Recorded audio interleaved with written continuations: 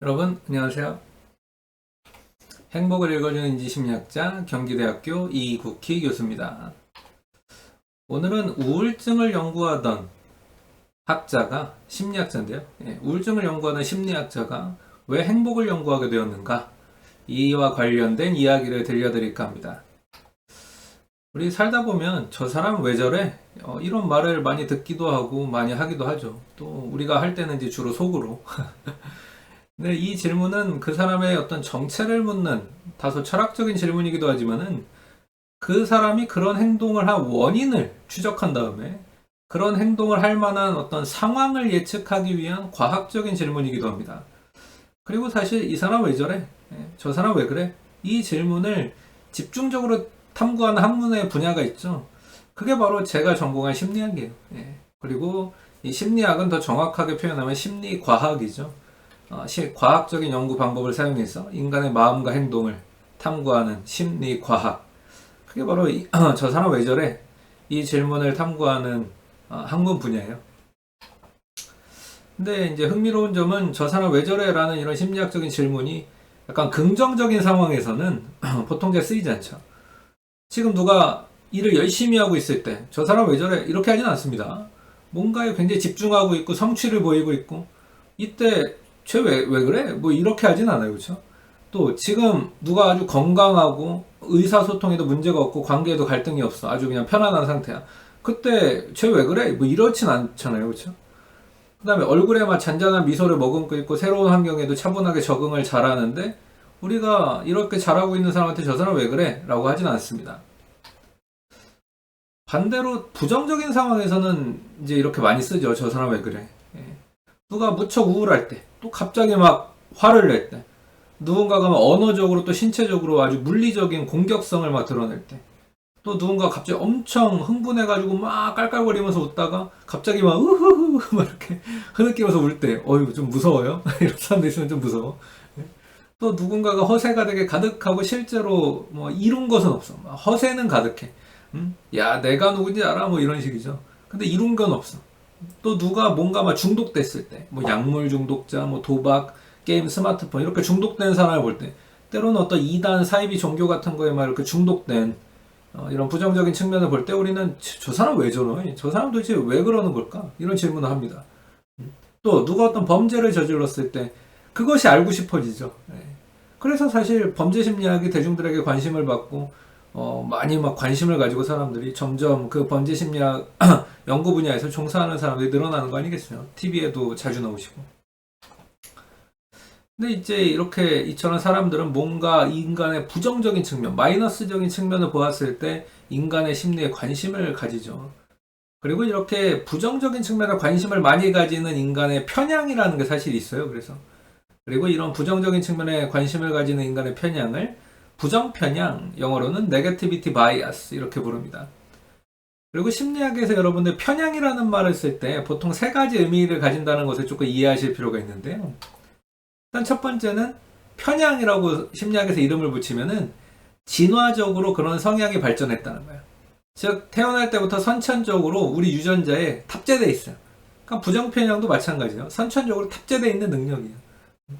그래서 둘째, 이렇게 선천적으로 탑재되어 있기 때문에 그런 편향이 있다는 거, 그런 편향이 존재한다는 걸 아는 것이 그 편향을 막는 것에 있어서는 별로 소용이 없어요. 그리고 세 번째, 그런 편향을 발견한 심리학자, 그런 편향을 연구한 사회과학자, 그 본인조차도 또 이렇게 이런 편향에 대해서 알고 가르치는 어떻게 보면 저조차도 이런 부정 편향에서 아주 자유롭지는 않습니다. 이게 편향이에요. 그러니까 부정 편향도 마찬가지죠. 태어날 때부터 우리 뇌에 탑재되어 있는 시스템이고요. 그래서 그런 편향이 있다는 걸 알아도 이런 부정 편향은 쉽게 줄어들지 않고 심리학자인 저 자신도, 그러니까 저 말고 다른 심리학자들도 이런 부정 편향에서 자유롭진 않아요. 그리고 심리학자 자신도 이런 부정 편향에서 자유롭지 않았다 때로는. 이걸 보여주는 가장 대표적인 학자 중에 하나가 마틴 셀리그만이라는 학자입니다. 아주 유명한 학자고요. 지금 이제 유니버시티 오브 펜실베니아의 심리학과의 아주 노 교수님이시죠. 우리가 보통 유펜이라고 부르잖아요. 유펜. 또 유펜 같은 경우는 경영학 쪽이 유명하고 경영학 쪽에 와튼 스쿨 있잖아요. 근데 사실 이 경영학과하고 이제 심리학과가 아주 밀접하게 해서 상호작용도 많이 하죠. 그곳에 있는 분이에요. 마틴 셀리그만.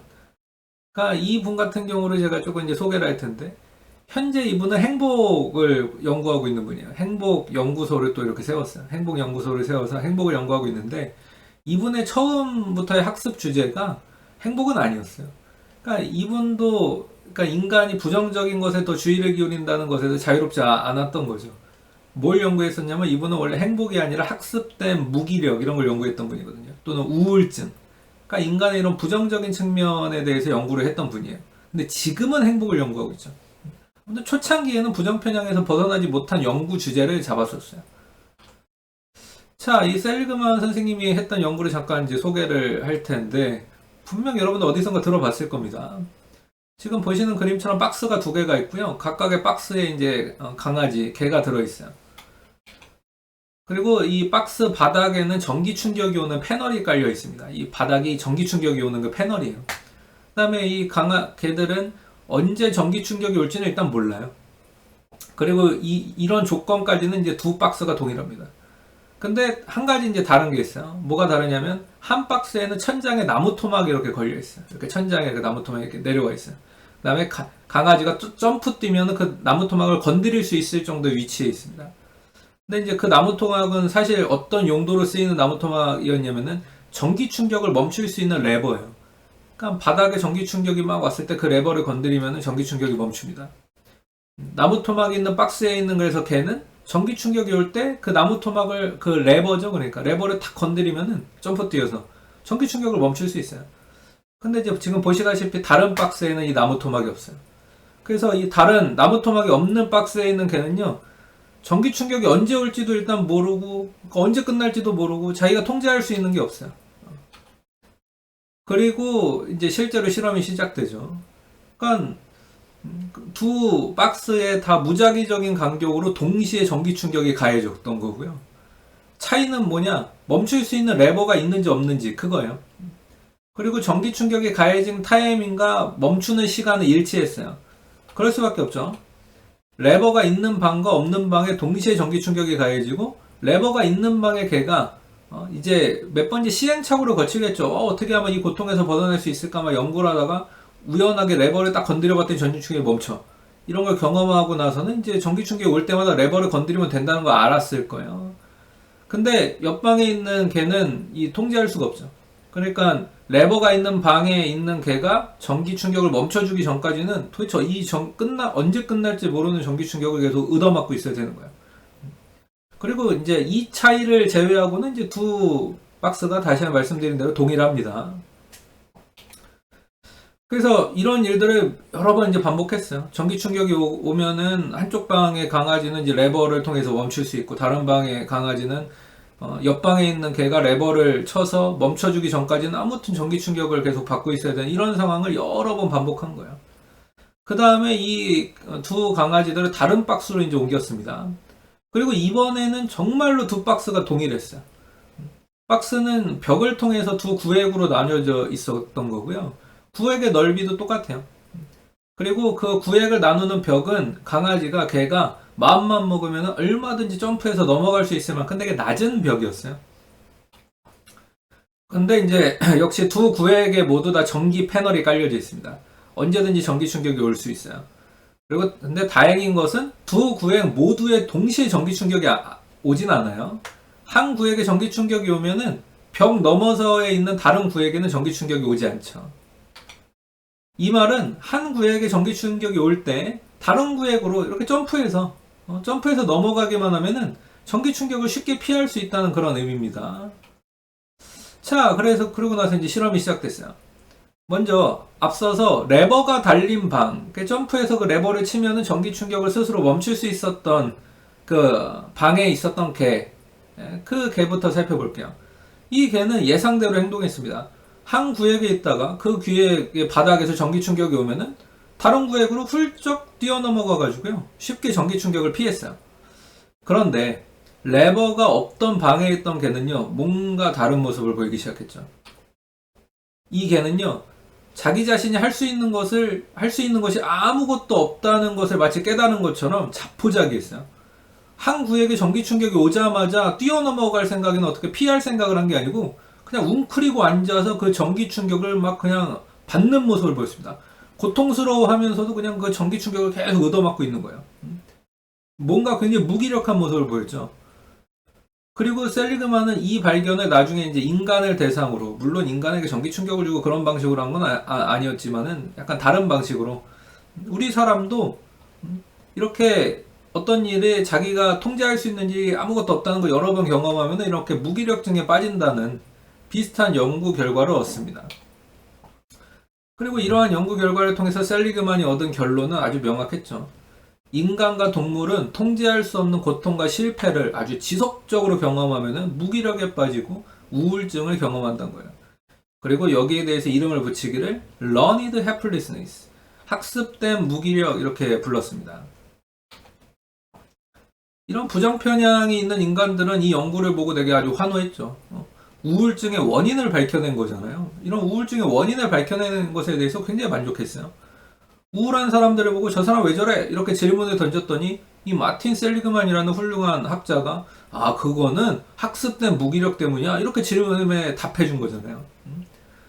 자, 그런데 이렇게 우울증의 원인을 알았으니까 이렇게 우울해진 사람들에게 그러면 다시 자기 자신이 뭔가 환경을 통제할 수 있는 통제권을 주면 다양한 이 우울증과 관련된 문제를 해결할 수 있을까요? 이들에게 다시 너의 삶의 주인은 너야, 너 자신이야, 너는 통제권이 있는 사람이야 이렇게 알려주면 우울증이 나을까요? 아쉽지만 그런 식으로 해결되면은 이 정신병이라고 진단하지 않죠. 정신건강에 문제가 있다고 진단하지 않습니다. 만약에 진짜 그런 식으로 너의 삶의 주인은 바로 너야 이렇게 알려줘서 모든 문제가 해결되면은 그거는 병이 아니에요. 건강한 상태죠. 사실 그 사람은 그냥 일시적으로 잠시 우울해졌을 뿐이지 우울증이라는 정신질환에 걸렸다고 판단할 수는 없습니다. 진짜 우울증을 심각한 수준으로 걸린 사람들, 이렇게 학습된 무기력이 정말 아주 이 심각한 수준에 달한 사람들은 그렇게 얘기해 주는 걸로, 그렇게 조언해 주는 걸로 안 되니까 약물 치료도 받고 상담도 하는 거거든요. 그리고 마틴 셀리그만이 이런 연구의 끝에서 얻은 아주 깊은 깨달음도 바로 이런 거였어요. 이게 우울한 사람들한테 왜 이 우울증에 걸리는지를 알려주는 것, 이런 우울증의 원인을 밝히는 것, 이게 그래서 통제할 수 없는 고통이나 상처를 여러 번 경험하는 것, 이런 거를 밝혀서 알려주는 것, 이게 되게 중요한 건 맞는데 이거를 밝혀도 우울한 사람을 행복하게 만들 수는 없구나, 그걸 안 거예요. 우울증의 원인을 밝히는 거 너무 중요한데 이 원인을 밝혀도 그 사람을 행복하게 만들기는 참 힘든 거예요. 그러면 더 중요한 건 뭘까? 이런 질문을 그래서 던지게 됐죠. 그리고 답은 분명했어요. 우울해지지 않는 게 답이에요. 처음부터 우울해지지 않는 게 답이죠. 여러분, 우울증에 이미 걸리면 늦는다는 걸 깨달은 거예요. 그리고 이렇게 우울증에 이미 걸리면 그 사람이 왜 우울한지를 밝혀도 되돌리기에는 좀 늦어요. 그러니까 더 중요한 건 뭘까요? 우울증에 걸리지 않는 거예요. 사실 모든 병이 마찬가지죠. 예방이 더 중요한 거잖아요. 정신건강도 마찬가지입니다. 예방이 더 중요해요. 그러면 이제 파생적으로 당연히 이 질문 나와야죠. 그러면 우울증에 걸리지 않게 하려면 어떻게 해야 될까요? 이것도 셀리그만이 했던 질문이에요. 일단은 내 삶의 통제권을 평상시에 적절하게 유지하는 법을 우리가 배워야 될 겁니다. 내 자신이 평상시에 무기력해지지 않도록 관리해야 돼요. 내 자신이 무기력해지지 않도록 평상시에 내 자신을 관리하는 법을 좀 배울 필요가 있어요. 근데 주변에 둘러보니까 그 누구도 이렇게 행복을 유지하는 법, 행복을 관리하는 법, 내 삶이 무기력해지지 않도록 내 자신의 삶을 통제하는 법, 이런 거에 대해서는 아무도 가르쳐주는 사람이 없는 거예요. 그래서 우울증에 걸린 사람들이 치료되는 과정을 이렇게 살펴보면서 셀리그만이 이렇게 깨달음을 하나씩 더해가죠. 이 사람들에게 당신의 삶의 주인은 당신 겁니다. 당신은 능력이 있어요. 당신의 삶은 당신이 통제할 수 있어요. 이렇게 말해줘도 소용없다는 걸 이제 계속 깨달아간 거예요. 그런데 이들이 언제 좀 호전되는, 언제 진짜로 좀 행복할 수 있는 기회들이 열리느냐? 우울증 약을 일단 좀 먹고 상태가 약간 호전되면 그때부터는 이런 말들이 효과가 있다는 걸 이제 좀 배우게 됩니다. 진짜 약도 안 먹어서 정말 우울할 때는 아무리 얘기를 해도 당신의 삶의 주인이 당신이라고 얘기를 해도 먹혀들지 않았었는데 약을 먹고 조금 나아지니까 약을 먹고 조금 평정심을 되찾으니까 그 말들이 먹히기 시작한 거야. 그리고 바로 이거죠. 내 삶의 통제력을 적절히 유지하려고 마음을 먹기 위해서는요. 지금 우울한 상태여서는 안 된다는 걸 정확하게 알게 됐어요. 지금 이미 우울증에 빠진 사람들은요, 내 삶의 주인이 놉니다. 바로 당신이다. 내 삶의 통제력은 내가 발휘할 수 있다. 이런 마음 먹는 것 자체가 안 돼요. 근데 거기서 약간 회복을 하면은, 이제는 내 삶의 통제력을 내가 다시 찾아오기 위한 의지를 발휘할 수 있죠. 어떤 동기부여가 돼요. 내 삶을 관리하고 싶은 동기가 부여되기 위해서라도, 그러니까 우리는 우리의 행복을 어느 정도 유지하고 있을 필요가 있어야 된다는 거예요. 셀리그만이 이제 이런 것들을 수많은 이제 케이스들을 통해서 깨달아가기 시작하죠. 그리고 이런 깨달음의 끝에서 셀리그만은 1998년에 마침내 이제 미국 심리학회 회장으로 취임을 하는데, 이 취임 연설에서 다음과 같은 선언을 합니다. 뭐라고 얘기했냐?